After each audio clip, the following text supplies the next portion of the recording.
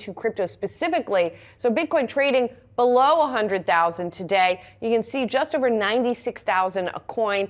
It is officially in a bear market because it has fallen 20% from its last all-time high in early October. Let's bring in Ines Ferre here because, of course, she's been watching, not just over the past several days, but all this year, for the past several years. Ines, do we know what is really driving this recent bout of selling?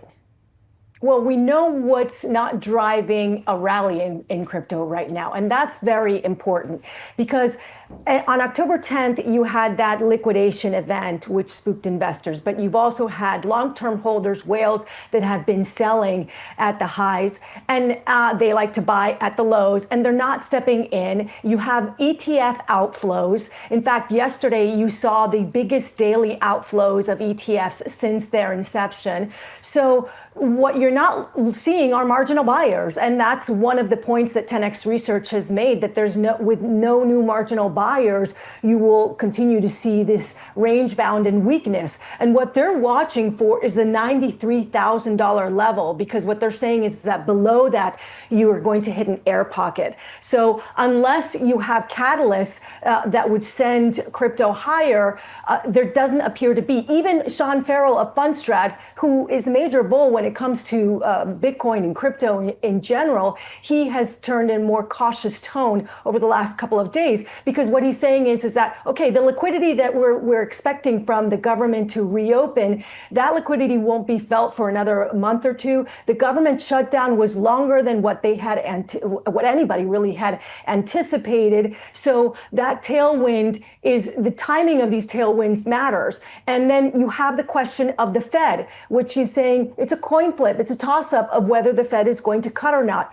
And you need the Fed to cut in order to be able to support these asset prices going higher. And that's what strategists across the board are saying, is that now the odds around 50-50 if they cut or not, that doesn't bode well for crypto in the near term. I mean, it's so interesting, Ines, because there's this whole debate ongoing about whether crypto and Bitcoin specifically is a risk asset, right?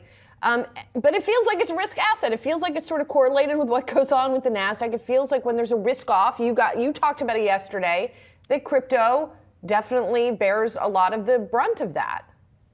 100%. And strategists talk a lot about when crypto does well, when Bitcoin does well, it also is constructive for equities because it tends to front run. And so you have strategists that have been talking on that end, but now you're looking at equities that are not doing well. So this doesn't bode well for crypto across the board. The other point is also when you're looking at fund managers that have these ETF holdings and the underlying asset is going down, they're going to get tapped and say, hey, you better trim some of those positions. So this Christmas rally that investors, that bulls have been expecting, it may not come through if the Fed doesn't become more dovish pretty soon. But Julie, I know that you spoke to Michael Saylor, the ultimate bull. Talk about bulls when it comes to Bitcoin.